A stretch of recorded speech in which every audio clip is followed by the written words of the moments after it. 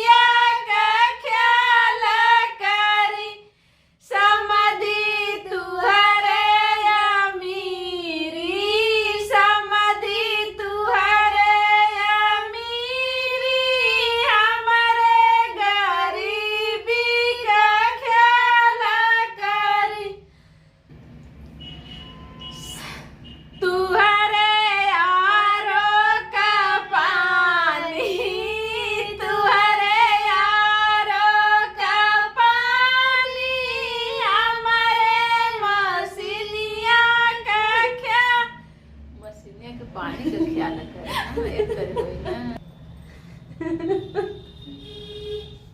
तुहरे यारो का पानी, तुहरे यारो का पानी हमारे